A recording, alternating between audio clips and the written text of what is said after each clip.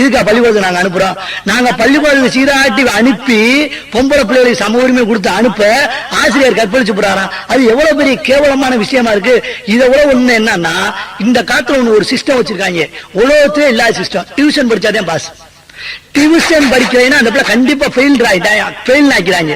ஏன் ஃபெயில் ஆமா? மாசம் மாசம் டியூஷனுக்கு போய் அவனுக்கு அழுகணும். இதுல இவங்க சம்பளம் பத்தலைன்னு இவங்க வேற ஸ்ட்ரைக் பண்ணுவாங்க. ஒரு கல்வி நாம் எப்படி இருக்க வேண்டும் என்கிற சிந்தனை இந்தியாவில் யாருக்காவது இருந்துச்சுன்னா, ஆசிரியரை எப்படி நெறிப்படுத்த வேண்டும், இல்லை என்றால் ஆசிரியரை எப்படி இருக்க வேண்டும் என்கிற சிந்தனை வரும். பள்ளிக்கூடம் இப்படி இருக்கு. இன்றைய இளைஞன் அழகா எல்லாரும் சொல்லுவாங்க, இன்றைய இளைஞர்கள் நாளை இந்தியாவின் ஆட்சியாளர்கள், இன்றைய இளைஞர்கள் தான் நவயுக சிற்பிகள் அப்படிலாம் நம்ம வர்ணிக்கக்கூடிய காலத்துல இன்னைக்கு ஒண்ணும் இல்ல சார், ஒன்னும் இல்ல. நல்லா சிந்தித்து பாருங்க. இன்றைக்கு இளைஞன் நவயுக சிற்பின்னு நம்ம வர்ணிக்கலாம். ஆனா நவயுக சிற்பினா என்ன இருக்கணும்? ஒரு வேளை ஊழி இருக்கணும், இன்னொரு வேளை சுத்தியல் இருக்கணும். அப்படியா இருக்கியா? இன்றைக்கு இளைஞர்கள் இருக்கிறார்கள், மரியாதை கொடுத்து பேசணும், இல்லைன்னா கோபம் வந்துடும். ஏன் இளைஞர்களை நாம் மதிக்கிறோம், ஆனால் இளைஞர்கள் எப்படி இருக்கிறார்கள் எங்க சிந்தனைக்கு தான் வரணும். இளைஞன் ஒருவேளை ஊழியும் சுத்தியோன்னு இருக்கணும்னு சொன்னேன். ஆனா என்ன இருக்கு? ஒருவேளை சிகரெட் இருக்கு, இன்னொரு வேளை பான் பராக்கு இருக்கு. இளைஞன் எப்படி இருக்கணும்?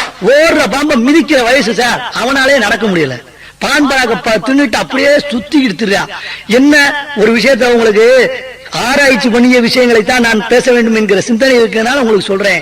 நான் இன்றைக்கு சமீப 10 வருட காலமாக இந்தியாவில் டைவர்ஸ் அதிகம். ஏன்னு ஒரு நிமிஷம் நீங்க பயந்துடக்கூடாது. என்னன்னா கோர்ட்ல போய் கேளுங்க, கடந்த 10 வருடமாக இந்தியாவில் டைவர்ஸ் அதிகம். இதே இன்னொரு டாக்டர்கிட்ட போய் கேட்கிறேன், உண்மைதான்டாரு. என்னவாமா இன்றைக்கு இளைஞர்களில் இல்லை என்றால் திருமணமாகக்கூடிய ஆண்கள் உண்மையிலேயே அதிக பேருக்கு ஆண்மை குறைவாக இருக்கிறது என்ற குற்றச்சாட்டு இருக்கே.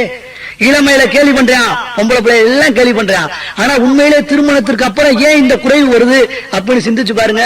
என்னவா 25 வயது வரையும் பிரம்மச்சரியம் சொன்னால, எதுக்கு காரணங்களை டாக்டர் அடுக்கிறாரு சார், காரணங்களை கரெக்டா அடுக்கிறாரு. போதை மருந்து சாப்பிடாம இருக்கானா, இன்ஜெக்ஷன் டேப்லெட் பயமா கிடக்கு. காலேஜ் பக்கம் போக முடியல. எதுக்கு என்ன பண்றானே தெரியல. இதனாலும் பரவாயில்ல, ஒண்ணும் இல்ல. ஒரு நாள் வந்து சிகரெட் குடிச்சிருந்தான். சிகரெட் குடிச்ச உடனே வாத்தியார் வந்தாரு. இந்த கையில சிகரெட்டை மாத்திட்டு குட் மார்னிங் சார், என்னடா இந்த பக்கம் சிகரெட் குடிக்கிறாரு. இல்ல சார் இந்த கையில ஒண்ணும் இல்லை சார் அப்படின்னு இந்த கையை காட்டினா. ஒண்ணும் இல்ல சார், சரி 2 கை மேல தூக்குடா அப்படின்னாரு. வாயில சிகரெட்டை வச்சுக்கிட்டு ஒண்ணும் இல்ல சார். கமால் பார்த்தாரு, ஏண்டா அவருக்கு அவ்வளவு மரியாதை போயிட்டாரு. அடுத்த நான் வந்தான், சிகரெட் குடிச்சிருந்தேன். அவங்க அப்பா வந்தாரு, டமான்னு சிகரெட்டை பார்த்தா அமர்த்தி பைக்குல வச்சுக்கிட்டான். வச்ச உடனே வாத்தியாருக்கு ஒரே சந்தோஷம். ஆனா மாணவா எனக்கு தான் மரியாதை கொடுக்கல, அப்பாவுக்கு கூட மரியாதை கொடுத்தடா அப்படின்னாரு. அதெல்லாம் ஒண்ணும் இல்ல, அவன் பார்த்தா சிகரெட் அவன் பிடிக்கிட்டு போயிருக்கான். அப்படி இருக்கு. அப்பா அம்மாவும் சேர்ந்து தண்ணி அடிக்கிற காலமாயி போச்சு. இதான் வளர்ச்சின்றமா, இதான் சமூக மாற்றம் சொல்றோமா? இதெல்லாம் கிடையாது சார். எதை நம்ம போகணுமோ சரியா செல்கிறோமா என்றால் இல்லை. அப்பா அம்மா கரெக்டா வாட்ச் பண்றாரா? கிடையாது. அப்பாவுக்கு மரியாதை கொடுக்கறதே கிடையாது. எப்படி நம்ம மதிப்போம்? ஏன் அப்பா சரியா இருக்காரா? இல்ல. எங்க இருக்காரு? பணம் தேடி அலைவதே ஒரு நோக்கமா இருக்கும்போது எப்படி அவர் இருப்பாரு? இன்னைக்கு மது என்பது இந்தியாவிலே சூழப்பட்ட அல்லது உலகிலேயே சூழப்பட்டன்னு சொல்லக்கூடாது. நான் குளிர் பிரதேசங்கள்ல அவங்க மது குடிக்கிறாங்க, இந்தியாவிலதான் இல்லையே. மது குடிக்கிற விஷயம் பயங்கரமான விஷயமாயி போச்சு. ஆனா மது பாட்டில எழுதியிருக்கான், மது உயிருக்கும் உடலுக்கும் தீங்குன்னு. எல்லா பேரும் குடிக்கிறோம். அதை ஒரு PhD பண்ணிருக்கா. மது குடிக்கிறவங்களோட வகைகளை, தண்ணி அடிக்கிறவங்க இல்லைன்னா நல்லா குடிக்கிறவங்கள 4 வகையா பிரிச்சிருக்கான். என்னன்னா வகையா 4 வகை சொல்றேன். எனக்கே ஆச்சரியமா இருக்கு. ஒண்ணு என்ன சொல்றேன், சிங்க குடியாரன்றான். அடுத்த வகை சொல்றான் நாய் குடியாரன்றான். இன்னொரு வகை சொல்றேன் கிளி குடியாரன்றான். 4வது சொல்ற பன்றி குடியாரன்னு. ஒவ்வொன்றையும் நான் உட்காந்து ஆழ்ந்து சிந்திச்சு பார்த்தா எனக்கு சிரிப்பா வர்றத விட கோபமாத்தே வருது. என்ன சொல்றேன், சிங்க குடியாரன் எப்படி இருப்போம்னு சொல்றான். சிங்க குடியாரன் அப்புறம் எப்படி இருப்பானா, தண்ணி அடிச்சானா எவன் கூட பேச மாட்டேன் சார்.